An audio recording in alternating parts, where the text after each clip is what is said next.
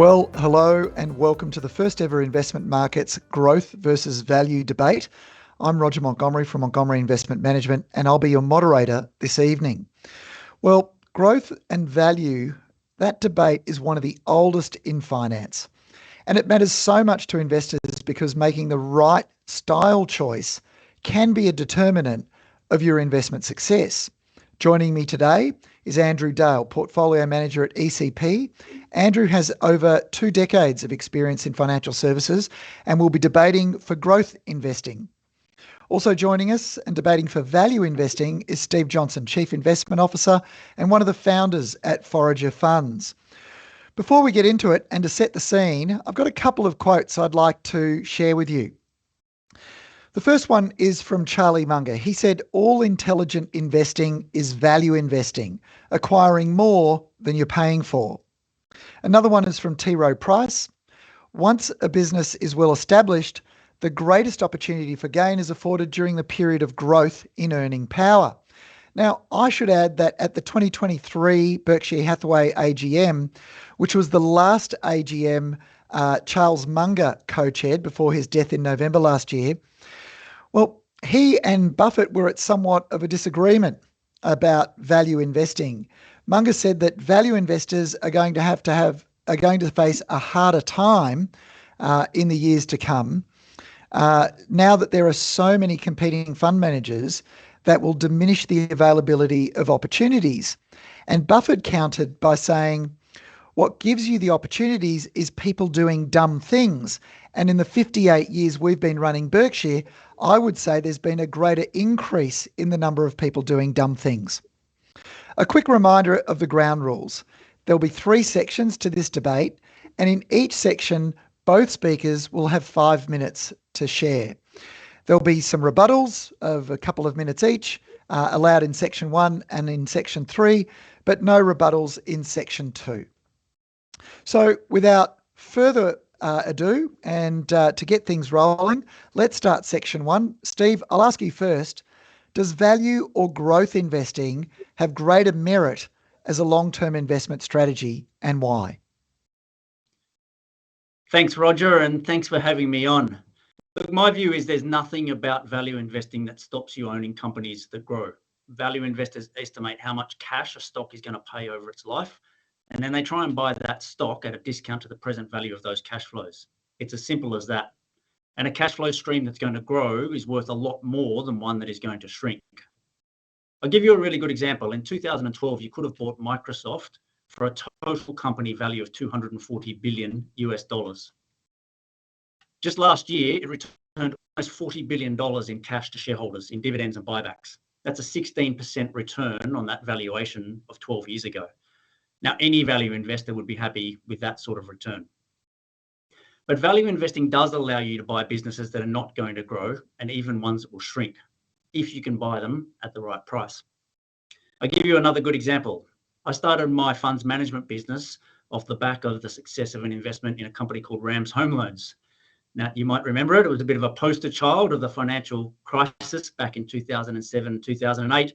And the New York Times famously called it the worst IPO in history. Just 2 weeks after it listed on the stock exchange, it had lost all of its funding sources, stopped writing new mortgages, and sold that Rams Home Loans brand to Westpac less than a year later. All it had left was a $15 billion mortgage book that was certain to shrink as people repaid their home loans over time. Now, my average purchase price in that stock was 20 cents. It got as low as 5 cents. And I remember the date, there was a lot of tax loss selling, 30 June 2008. The share price here was under 5 cents. Over the subsequent 5 years, that stock paid you more than 90 cents in fully franked dividends, and it was taken over for 50 cents a share, despite its loan book more than halving over that period of time. Pretty sure even a growth investor would be happy with those sorts of returns. So value investing gives you the flexibility to buy Rams at a discount to its asset value and to buy Microsoft at 12 times earnings too. And right now we're at the end of a 12-year period where those growing good quality businesses have become very expensive, and the flexibility to look elsewhere is going to be very important. Well, thanks for that, Steve. Andrew, chance to rebut? Yes, Steve, thank you very much for that. And I'll touch on some of those points in my own presentation. But I guess the focus for me in asking you a question is like how do you take into account the quality of a business and the potential returns that you might forego if they maybe appear expensive in the near term? How does one deal with that sort of issue? I try and accurately forecast that a business is going to generate. And I think one of the models that we have for markets mispricing stocks is that people often have too short a runway on the amount of time that a business can grow for. You have seen, I'm sure dozens of analyst models over the years that have a company growing for 5 years and then that growth rate is going to taper off after that period of time. We've seen with Facebook, Microsoft, Google, these businesses have grown for 20 and 30 years at double-digit rates. And if you look back at the models, the valuation models that people had 20 years ago, they got it very wrong because they tapered that growth off too early. So we put a lot of work into trying to recognize those situations where a company can grow for longer than its current valuation anticipates. I do think we're in a market at the moment where people are probably being too optimistic in a lot of cases on the other side of the ledger. All right. Thanks for that, Steve. Andrew, you satisfied with that answer? Yeah, thank you. And Andrew, I'll put the same question to you now. Value or growth investing, which one do you think has greater merit as a long-term investment strategy and why? Yeah, thank you, Roger. And look, I think it's important to point out here, firstly, that there's lots of people out there that call themselves growth investors. Some call themselves value investors, but really, what I think differentiates the different types of strategies is the amount of work and focus a person is willing to do on a company in predicting their forward cash flows. Otherwise, really, we're talking about speculation. So I wanted to clear up that investing is really what we're focused on here in our growth. And I think that when you look at growth investing, what excites me about it is the opportunity to look at new companies or existing that have really interesting opportunities to grow their economic footprints into the future. We think that the market typically underappreciates the earnings power of some of these companies, these high quality companies, and as a result, it undervalues the opportunity going forward. Now, in order to properly pick these companies, however, we do have a requirement for a lot of detailed fundamental analysis and also looking at long-term horizons in terms of cash flows. And we've sort of touched on it, but valuation is critical in terms of all of this. And, it is important to avoid overpaying, but when you look at it from a growth investor's perspective, we're not very focused at all on short-term PE multiples. So we're not looking at near-term earnings. 1-year earnings is absolutely not what we're focused on. We're spending all our time and energy and doing a lot of due diligence to ensure that we understand 5 years of cash flows and even beyond. So growth investing does require good experience. It does require skill and a willingness and a curiosity to ensure that you can find these companies. When it comes to growth investing, I think that there's often a bit of a misconception in the market that value investing doesn't equal growth investing, but both investment strategies actually do rely quite heavily on a value. Now, it just happens that when you're a growth investor, you're more focused on that growth component of the cash flows, and that's where you put the time in to understand how to forecast these cash flows and bring them back to a present value. We're more interested in paying for a stock now with future opportunities to earnings as opposed to thinking about the discount that it might be currently trading at in terms of fair value. And when it comes to that growth investing, the practice itself, we've really got 2 steps that we focus on and why I think that investors need to be aware of. And that is, when it comes to stock selection, we have to be very focused on the business model of the company. We need to see, is it a profitable business model? Is it growing? Secondly, we need to be focused on the competitive advantage that the company has. Are they continuing to grow their market share? Thirdly, what are the future growth opportunities? Followed by the management. Are they high quality? Is the corporate culture of the organization strong and going to foster growth? And finally, the financials. But when it comes to valuation, that's the last piece of the puzzle. And then that is really something that after we've assessed the company and understood the long-term opportunities, then we can bring it back to value and understand whether there is an opportunity to invest. And like Steve brought up an example with Microsoft, I'd bring up a similar sort of example, and that's realestate.com. Now, if you'd looked at that back when it IPO'd back in 2007, was trading on 50 times, most value investors would have found that very difficult to invest in. However, really high quality business model, extremely strong competitive advantage with market shares above 70%, good growth opportunities, good return on equity, and a management team that have been able to display all of that.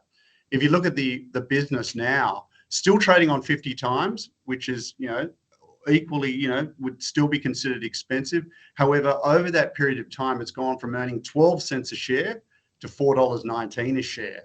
So you can see that if you are willing to invest time, energy, do the due diligence, do the industry meetings, management meetings, competitor meetings, etc., you can establish an investment thesis that is supportive for longer term growth. And I think that's really what we're about. We want to take, you want to take investors on that journey because I often think, as a growth investor, how privileged we are to look at some of these new business models and ideas and sort of partner with management in terms of seeing the growth and evolution of those. But it does require constant due diligence and constant investment thesis testing in order to ensure you're on the right side of it. So Andrew and Steve, it sounds to me, and Steve, I'll get you to rebut in just a moment, but it does sound to me that both of you agree that thinking about the future of a company is essential to understanding its potential in terms of the returns that it will generate for you and for your clients through you. Andrew, I remember buying realestate.com.au at $13 a share when an industry veteran told me that they would be destroyed by the entrance of Google coming in and taking away their market.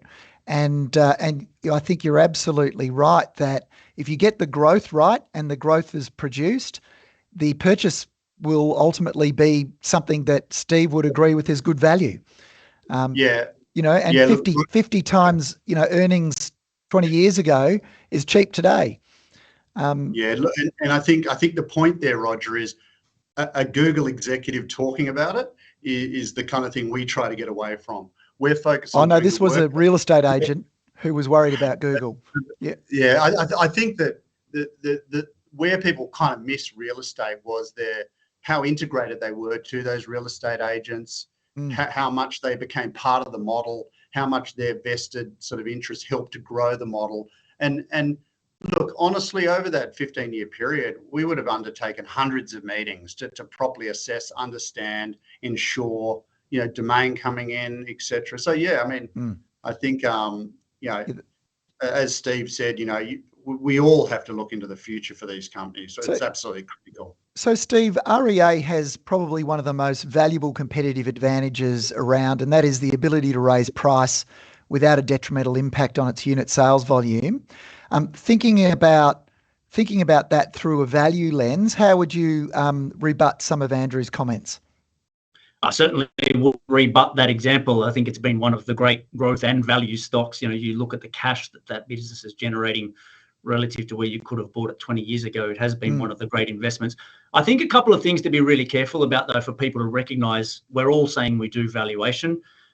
With an RHG, all of that cash flow has come back to you in a period of 5 years' time. You don't really need to worry about what the world looks like 10 or 20 years down the track.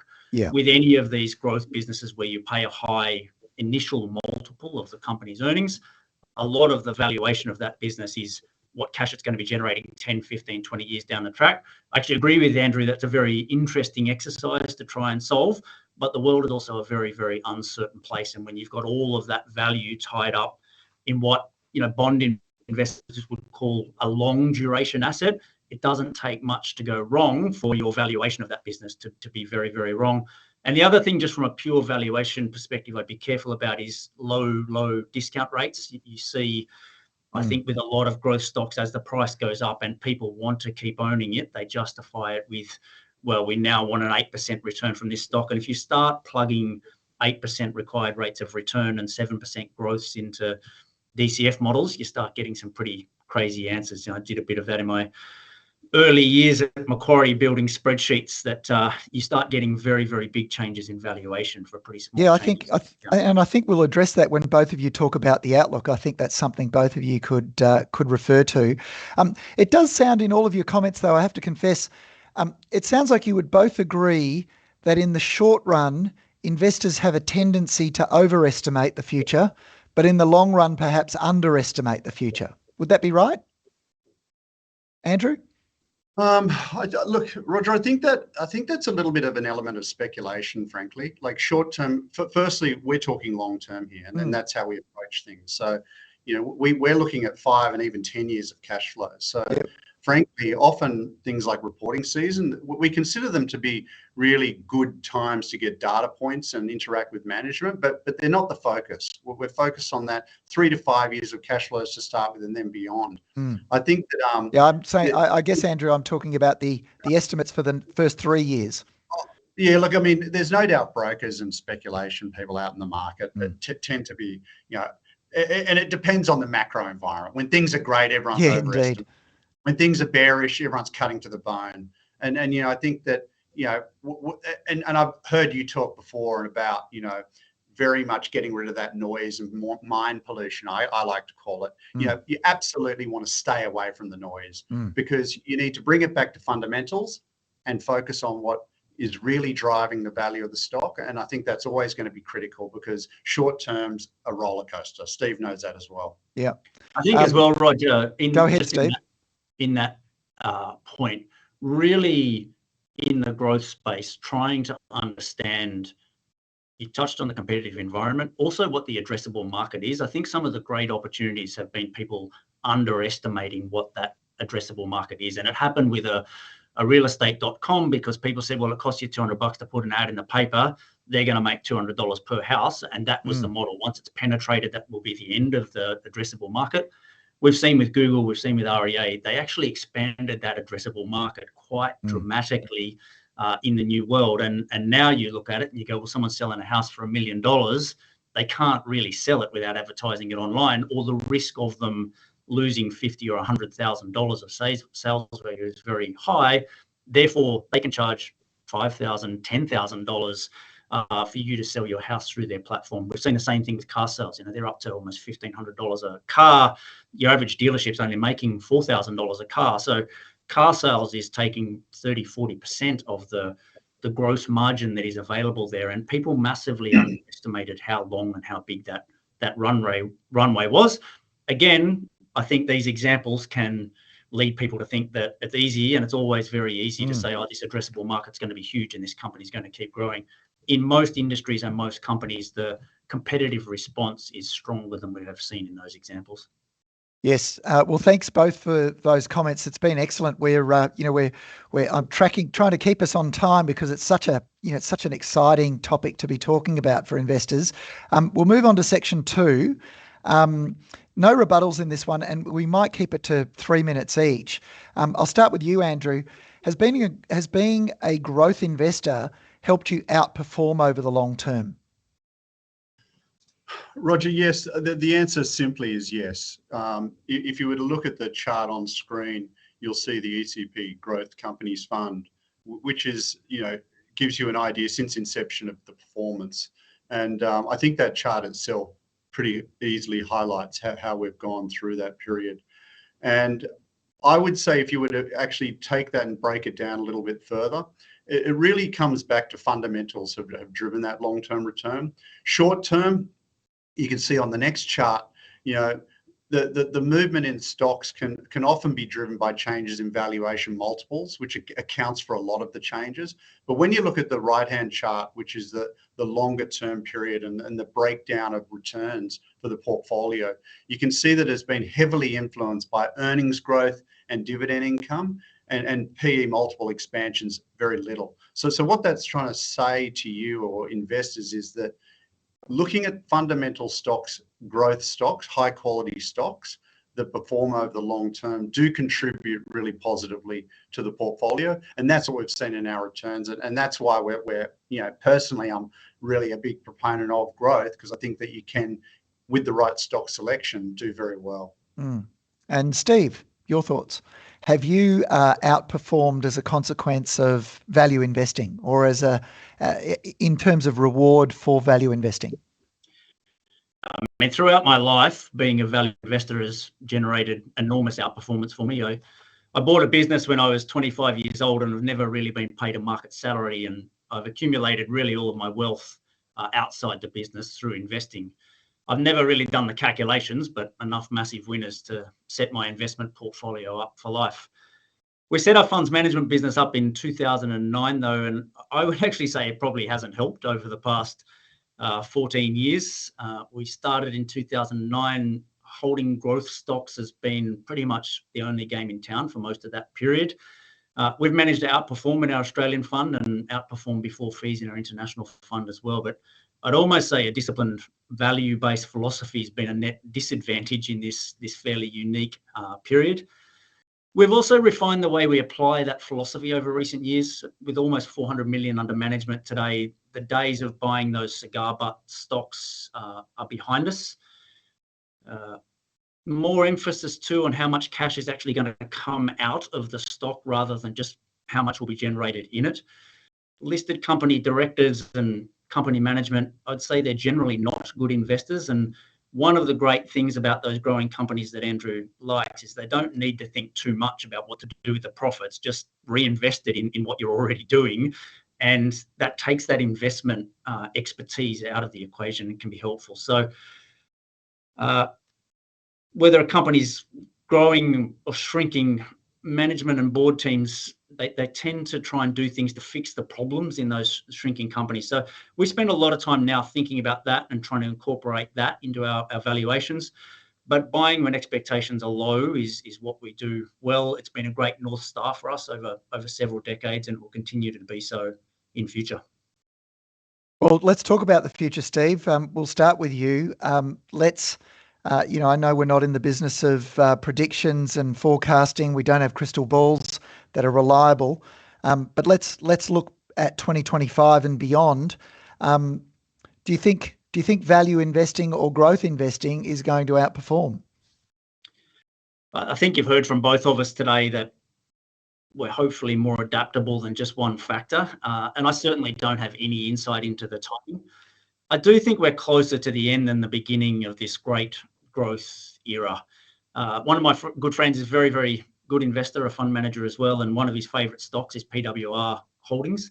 It's been a great Aussie success story, and it's a wonderful business. And he was explaining in his report how that company had doubled its profits over the past 5 years. The share price is up 8-fold, so way more than half the gain in that example has been via multiple expansion. I think at the very least that multiple expansion has run its course, and particularly if interest rates stay closer to current levels rather than zero. So your future returns will be limited to earnings growth at best. It can be worse than that. The 12 years leading up to 2012, that Microsoft example I used earlier, it increased its earnings 4-fold over that 12-year period, but the multiple fell from 50 at the peak of the dot-com boom to 12 in 2012, and the share price went nowhere over that period. So that was the end of what was a great period for value stocks. And at the end of that period, everyone was publishing papers and saying, look how well the value factor has done. And I think it was such a momentum thing that growth stocks had actually become value because of the underperformance over that period of time. Look, we've all learned some very important lessons about appropriately valuing growing businesses over the past decade. And to paraphrase the late Charlie Munger, who you mentioned earlier, it's hard to pay a low enough price for a business in decline. I think it's often true in investing, though, that you learn the right lesson at the wrong time to be applying it. And I do think we're near the end of what has been a wonderful era for growth stocks in general. And if we as value investors can keep generating those returns of 10 to 15% over the next decade with a really disciplined focus on cash flows, I think that'll lead to some very significant outperformance over that decade. Oh, well, thanks for that, Steve. Conscious of time, Andrew. So perhaps in your response to what the outlook looks like for growth stocks, you could rebut some of Steve's comments. Yeah, look, I think Steve hit on some interesting points. And I'd also probably say that, there's a real important distinction with what both Steve and I do, and that is that we're active investors. So we're in the market of whether valuations are high, low, growth's high or low, value, etc. We're actively involved in picking stocks to determine which ones are right at the right time. So, for example, growth expensive is a bit of a throwaway statement, as opposed to there are individual stocks within growth that look interesting. So I think that's an important point. But when it comes to the outlook, I think what's really clear from a macro is I got no idea. There's global economies, there's wars, there's China. I mean, China's a huge factor at the moment in terms of its impact on Australia and other parts of the world. None of these areas and forecasts are we going to get right. That's just not our business. So we have to bring it back to bottom up, which is what we're focused on, bottom up fundamental analysis on high quality businesses. And I have no doubt that over the next 1 to 2 to 3 years, that growth environment will continue to show ideas, opportunities, etc., that will enable us to find good companies that will generate good economic returns and hence performance. So I think all investors need to retain that curiosity, that interest level, the willingness to do the work in order to help understand, identify these opportunities, because they always exist, and active investment is really the role of trying to unearth those and take investors on that journey. I think from a value, just in rebuttal to Steve, I think that the biggest challenge, regardless of the direction of broader markets going forward, is how do you sort of leave certain stocks on the sideline that may optically appear expensive, but generate those huge returns over the next 5 years. It must be more of a challenging decision. And I'm curious as to know, because obviously Steve's a smart individual and he knows when a company's good, but when the value's not right, how do you actually step away and say, that's not for us? That's an interesting one, Steve, that Andrew's left you with. If, we know that if we can find a business that generates, let's say, 20% EPS growth and its PE remains constant, you're going to get a 20% IRR.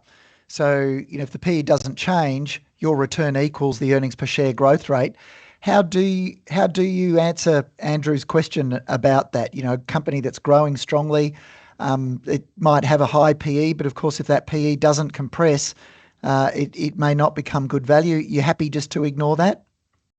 Yeah, I mean, as a starting point, my job here is to generate people double-digit rates of return. And I think if we can successfully do that, our fund can play a really important role in their portfolio, irrespective of what happens elsewhere. We need to do what we do well, and sticking to it is even a stronger focus of mine than years ago.